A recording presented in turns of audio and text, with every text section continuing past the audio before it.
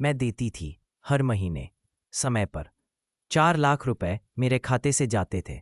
एक संयुक्त भुगतान जिसे उसने कभी सवाल नहीं किया, क्योंकि उसने कभी देखने की जहमत ही नहीं उठाई। वो मानती थी कि घर उसके परिवार का है। वो मानती थी कि मैं उसकी मेहरबानी से वहाँ रह रही हूँ। वो गलत थी।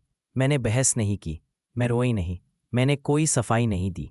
मैंने बस सिर हिलाया, कॉफ़ी का एक घूंट लिया और कहा, ठीक है। उस रात मैं सालों बाद चैन से सोई, क्योंकि जब उसने मुझे जाने को कहा तो पहली बार मुझे सब कुछ संभालते रहने से मुक्त होने की इजाज़त मिल गई। और अगली सुबह मैंने एक कॉल किया जिसने सब कुछ बदल दिया। सुबह 8-12 बजे मैंने पैकर्स और मूवर्स को फ़ोन किया। किराए का अंदाज़ा लेने के लिए नहीं, विकल्प देखने के लिए नहीं, सीधे बुकिंग के लिए। मैंने पहली उपलब्ध तारीख चुनी और बिना सोचे एडवांस दे दिया। फिर पैकिंग शुरू की, बिना ड्रामे के, पूरी सटीकता के साथ। पहले कपड़े, फिर दस्तावेज और आखिर में निजी सामान। मैंने ऐसी किसी चीज़ को हाथ नहीं लगाया जो मेरी नहीं थी, और वो उनकी उम्मीद से कहीं कम निकला। पैकिंग के दौरान मुझे वे चीज़ें मिली जो मैंने सालों में खरीदी थी। Fridge, washing machine, sofa, TV, electronics, जिन्हें मेरी सास परिवार की संपत्ति कहती थी। मैंने बिल देखे, सीरियल नंबर मिलाए, पेमेंट कन्फर्मेशन देखे, सब मेरी थी। मैंने उन्हें सावधानी से पैक किया। दोपहर में मेरी सास बिना बताए घर आ गई। दरवाजे पर ही रुक गई, आंखें फटी रह गई, आधा खाली लिविंग रूम देखकर। यहाँ क्या हो रहा है? उसने सख्ती से पूछा। मैं घर बदल रही हूँ, मैंने शांति से कहा। उसका चेहरा तन गया। मेरा मतलब अभी जाने से नहीं था। मैंने उसकी ओर देखा। आपने कहा था मुझे जाना चाहिए। वह मेरे पति की ओर मुड़ी, जो उतने ही हैरान लग रहे थे। यह क्या कर रही है? उसने पूछा। मेरे पति ने पहली बार बोला। मुझे लगा तुम बस नाराज हो, मुझे नहीं लगा कि तुम सच में चली जाओगी। तभी मुझे समझ आया कि उन्होंने मुझे कितना कम आंका था।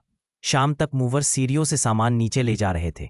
Sofa, dining table, washing machine, TV, हर जाती हुई चीज उस सुविधा को उजागर कर रही थी जिसे वे हमेशा से मुफ्त समझते आए थे। मेरी सास पीछे पीछे चल रही थी, हर पल ज्यादा घबराई हुई।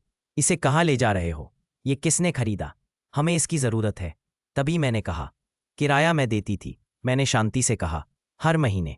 और यहाँ जो कुछ भी है उसका ज्यादातर हिस्सा मेरा है। उसका चेहरा सफेद पड़ गया। ऐसा नहीं हो सकता, उसने फुसफुसाया। लेकिन यह सच था, और पहली बार उसकी घमंड की जगह डर ने ले ली। असल घबराहट तब शुरू हुई जब मूवर्स चले गए। घर बिना मेरे सामान के खाली लग रहा था, ठंडा, नंगा। मेरी सास कुर्सी पर बैठ गई, उस जगह को देखती हुई जहां टेबल हुआ करती थी। अब किराया कौन देगा? उसने धीमी आवाज में पूछा। मैंने तुरंत जवाब नहीं दिया। मेरे पति कुछ कहने लगे, फिर चुप हो गए। अब उन्हें समझ आ गया था कि मैं किस बोझ से उन्हें बचा रही थी, जिम्मेदारी से। मैं अकेले इतना किराया नहीं दे सकता, उसने माना। उसका भाई भी नहीं। उस रात मेरा फोन मैसेज से भर गया। माफिया, उलझन। अचानक मेरी भावनाएं मायने रखने लगीं, जो पहले कभी नहीं हुआ था। मेरी सास ने 2 बार कॉल किया, मैंने नहीं उठाया। अगले दिन मैंने आखिरी बार किराया भरा और मकान मालिक को सूचित किया कि अब मैं जिम्मेदार नहीं रहूंगी। कॉन्ट्रैक्ट अपडेट हो गया, कानूनी तौर पर, साफ सुथरे तरीके से। परिवार के पास अब 30 दिन थे सब संभालने के लिए। अचानक बच्चे की योजना टल गई। घर बहुत महंगा हो गया, बातचीत का लहजा बदल गया, और ताकत का संतुलन भी। 1 हफ्ते बाद मेरा पति मुझसे मिलने आया, असहज सा। तलाक की प्रक्रिया पूरी की, कोई ड्रामा नहीं, कोई चीख पुकार नहीं, बस हस्ताक्षर और एक लंबे समय से प्रतीक्षित अंत। जिस दिन मैंने तलाक के कागजात पर साइन की, मैं अकेले अपने पसंदीदा रेस्तरां में खाने गई। अपनी पसंद का खाना ऑर्डर किया, वाइन पी, किसी से इजाजत नहीं मांगनी पड़ी, कुछ भी समझाना नहीं पड़ा। और कई सालों बाद पहली बार मुझे लगा कि मैं जी रही हूं, सिर्फ मौजूद नहीं हूं। कहानी से सीख। कभी कभी अपने लिए सबसे अच्छी बात यह है कि उन लोगों को छोड़ दो जो तुम्हारी कदर नहीं करते। इसलिए नहीं कि वे बुरे हैं, बल्कि इसलिए कि तुम बेहतर के हकदार हो। समाप्त।